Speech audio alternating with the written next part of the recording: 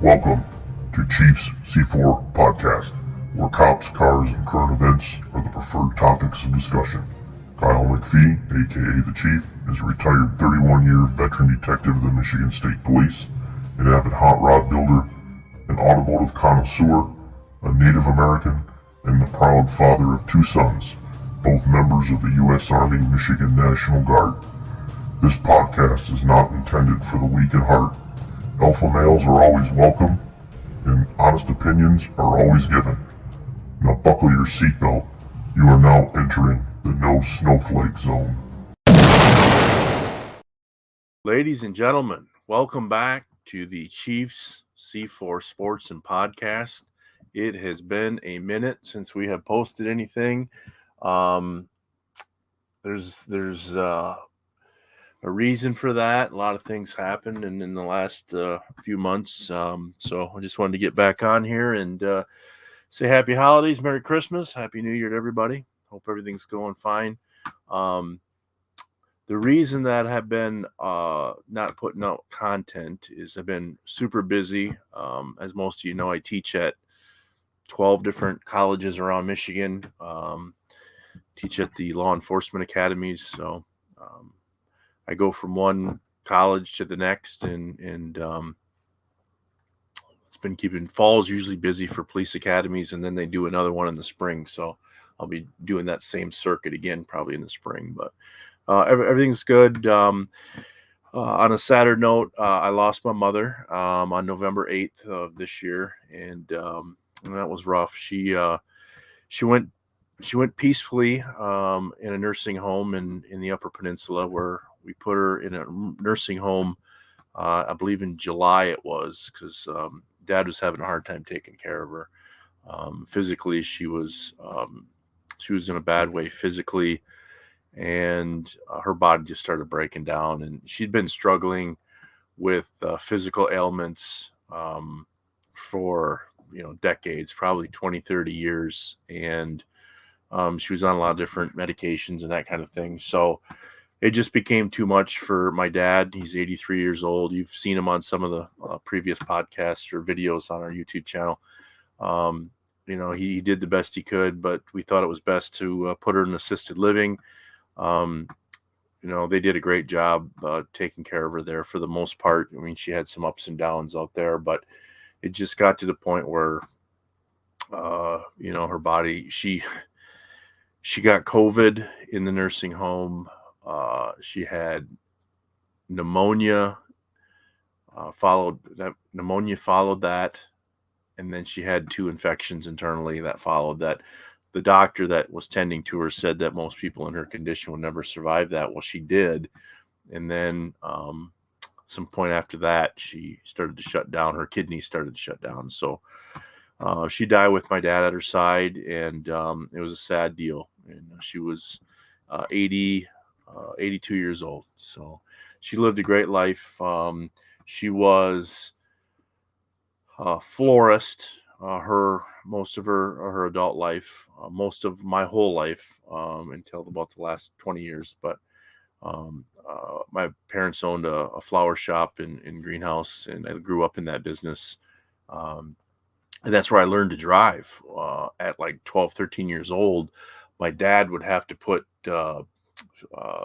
cemetery urns out to everybody's graves in the Cygnus area where I grew up. So I would drive the 3-on-the-tree pickup truck or the van that we use for deliveries in the cemeteries while my dad placed the urns on the graves. And that's kind of where I learned to drive. And I was, believe it or not, driving to school about, 6-7 miles out of town before I had a driver's license. So, yeah, we did things that way up there. So there's a story behind all that. That maybe we'll share, but I have to get some other people on here from the family to share that to that story, how I drove to school before I had a driver's license. But yeah, Mom passed away. So we're going to have her memorial in the springtime when the weather's a little bit better and we can invite some of her siblings that are still alive. She's got 2 brothers and one of her oldest sister just passed away a couple weeks ago, right after she did. So she's got 2 other sisters that are still alive. So yeah, we're gonna have a memorial service up north for this in June, I believe. My dad wants to do it in June, and then we can invite family and friends up there in the summertime. So that was going on. I had to deal with a lot of that, and then after that happened, Dad, was struggling as well. He's been a rock, very active for 83 years old, and he's finishing up his last term as county commissioner.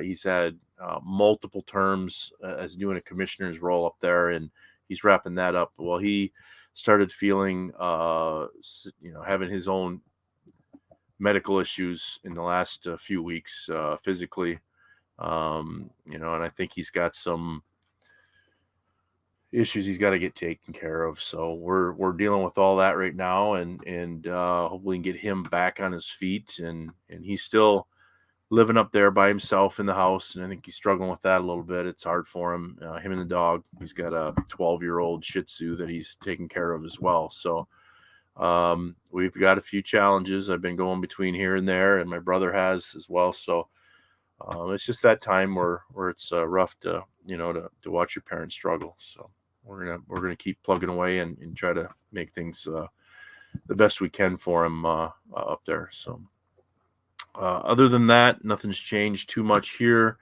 My sons are both out of the house right now. My youngest is a state trooper here in the Lansing area, and he's just beginning his career, and he's living with his girlfriend, and they got their own place nearby here. So my oldest, Hunter, I hope you can see this, brother, but Hunter got deployed. He's in the Army, in the infantry. He got deployed to the Middle East beginning of November. Actually, my mom passed away when we were down in Fort Bliss, Texas, seeing him off. My mom passed away while I was down there, and that sucked, to be honest with you. It wasn't fun to have to deal with that over the phone with my dad, and I had a hard time with it down there. I wanted to be there when it happened, and we kind of knew it was going to happen. We didn't know when, and so we had this planned trip to go down. We wanted to spend 4 days with Hunter before he got deployed for a year to the Middle East into parts unknown, and so we went down to El Paso, had a great week with Hunter. Man, we had some good restaurants and that kind of stuff. We had a good time with him. Did some sightseeing, went up in the Franklin Mountains behind Fort Bliss there, and did some drone flights up there in the mountains, and that was pretty good. That was a good training opportunity for my drone business. So we did that, and we saw White Sands National Park. That was phenomenal. So we had a good week down there, and it ended, towards the end of the week, my mom passed away, and we dealt with it down there. And then, man, getting home was a clusterfuck. Couple things were happening. The airport in El Paso was full of migrants that came across, and apparently the government gave them plane tickets to parts everywhere across the United States. And they were laying in the airport all over the place. And so when we went to board, apparently a storm blew through Dallas. We had to fly from El Paso to Dallas. A storm blew through, was going to delay everything. And they had some kind of a jet fuel fire on the tarmac in Dallas. So our flight got canceled. Thank God the lady from American, I happened to be first in line because I heard something was happening. I ran up there and I said, can we switch our flights till tomorrow? She got right on it, found me a flight first thing in the morning. We stayed in our hotel that we were in. They were able to give us the same room because Hunter was still in it. He hadn't left it back to Fort Bliss yet. So we got another day, and we flew home the following day, and it was long. The El Paso to Dallas flight's brutal, man. It was longer than you think. And then dealing with DFW, and then flying there back to Grand Rapids here in Michigan. So it was a long flight. It was good to get back home, but the boy got just deployed. He is currently in the Middle East. I'm not going to give the location where he's at, but he's doing well. We're able to text with him on an encrypted app that we use, and he's doing okay. He's had some things that he's had to adjust to over there, but it doesn't sound like he's going to be there a full year, maybe 9 months. So we've been sending them boxes of food. Apparently that's the biggest thing. They're in an area where they're not, there's not a lot of food. They don't get fed 3 times a day like you and I do, which surprised us. And they don't have some of the simplest things, such as peanut butter and that kind of stuff. So we have shipped 6 boxes in the last 2 weeks to him, and he hasn't got any of those yet. So hopefully before Christmas, today is the 22nd, hopefully he gets, I've been tracking the boxes, and hopefully he gets them for Christmas. If he doesn't, then that sucks. But he's got 6 boxes of food and essentials headed his way. So, son, if you can see this on YouTube, we got you hooked up. It's headed your way. And we've talked before, and just keep your head down. What you're doing over there. So we're proud of you. So that's what's been going on here. We're just upon Christmas here. It's going to be an empty nest for my wife and I think, for Christmas. I was going to bring Dad down here for Christmas, but my brother's going up to his place for Christmas. We weren't going to go up because we were going to have the youngest here, and some things are happening. So you know how it goes. It'll be probably a quiet Christmas here. Tonight, we're going out with the Chiefs. We're going to have a meeting of the minds. We've got a fantasy football league. There's I think 8 of us in this league. It's in the playoffs, and it's coming down to crunch time. And tonight, I think all the wives are going out to do their thing, and so we are going out to the close by. We're going to get hit with a blizzard here. Apparently, it's coming hard. The polar vortex, whatever they want to frickin' call it, is headed our way. So I've been prepping snow plows on the Ranger and snow blowers and doing all the maintenance on that stuff, getting ready to go. And but we're going to try to sneak out for a happy hour tonight with the boys as part of the fantasy football league thing. And we do a lot of betting during football games on text. We have a group text. A lot of times we'll bet. I get on FanDuel, I'll make a parlay and post it on there, and guys will give me their opinion on it. Sometimes I win, sometimes I don't. They're not big money bets. A lot of it is just playing with house money for the most part. If I win $40, then I'll use that to make some other bets with. I'm still on house money, so it's all good. So we're gonna do that tonight. Maybe we'll take some shots at this gathering here of the boys, and we'll put them up here on the YouTube channel.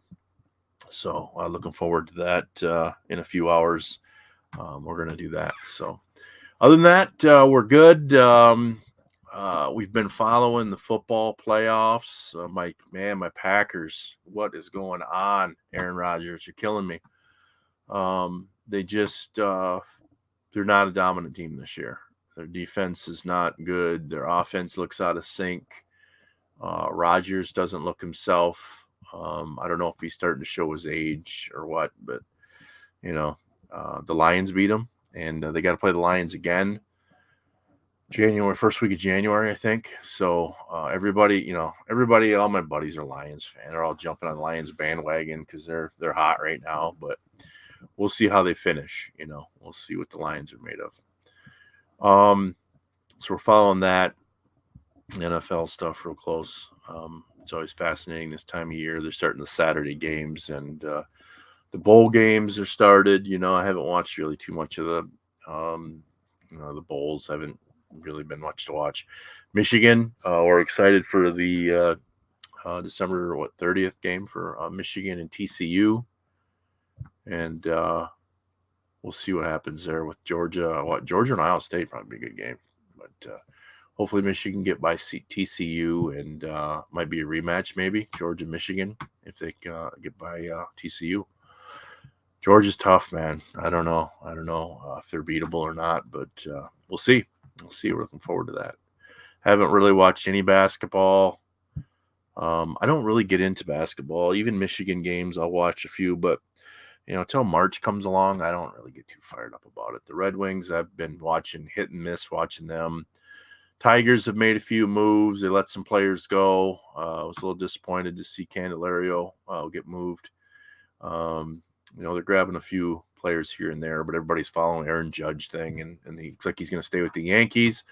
So we'll, I think what Correa's going to the Giants, but they find something medically with his, physical. So I don't know that he's going to make a big difference out there. We'll see. That's about it. I don't really think I have too much else to pass along. I want to get some guests on. I want to get Brian Bosley on. I was on his podcast a few months ago. He's a fascinating individual, and I want to get a few people on here and start some of those things going again. So that is it for me. I want to wish everybody a Merry Christmas, Happy New Year. Hopefully I can get things rolling again. It's just a matter of time. I just don't have 100% time to dedicate to content. But I want to try to do better here in 2023. Oh, I got to mention this. I'm an old school bodybuilder. Okay. There was 10 years of my life that I was involved in really strict bodybuilding in the late 80s to the mid 90s. Okay. I guess mid 80s to the mid 90s. I would say 85, probably 86, where I would have been a freshman in college. And I went nuts with it. I got addicted to it, and I just went crazy with the whole thing. Till about 95, maybe it wasn't a full 10 years. Very strict diet, very dedicated, spent a lot of time in the gym, right? Hung around with a lot of competitive bodybuilders, nothing like national stuff, but more of the local competition stuff. Guys really knew what they were doing for the most part. I learned a lot from them in the gym. Well, I had kids, life gets in the way, work, injuries, you get out of shape. I retired. I want to get back into shape. So I started going to the gym. We started out at the YMCA locally here, and it was kind of trash. I didn't like the place. It was dirty. They didn't have a lot of stuff I was looking for. I switched and I go to Planet Fitness, which I know is kind of, everybody's gym, right? The judgment-free zone, right? I signed myself, my wife and I, she can't go because she works during the week, but I figure I'll go. So I find some times during the day where it's not super busy. They got a little meter that tells you the traffic meter and all that. So I start going at either at like 10 in the morning, or if I can't get there at 10, I'll do like 1:30, 2 o'clock in the afternoon. A lot of old guys there, a lot of more old guys than you'd figure, but a lot of retirees there. It's not overcrowded, but my God, man, who teaches these people how to lift weights? I mean, there's 75, 80-year-old men in there trying to lift way too heavy weights with terrible form, and they're going to hurt themselves, and nobody's saying anything to them. And we got just the bizarro people doing crazy shit that is not even an exercise. And you can see all these videos of this craziness on like TikTok and YouTube. People have no idea what the fuck they're doing in these gyms. And I sit there, try to mind my own business, but I'm a trained observer, right? And I'm fascinated with the gym fuckery that is going on in this gym.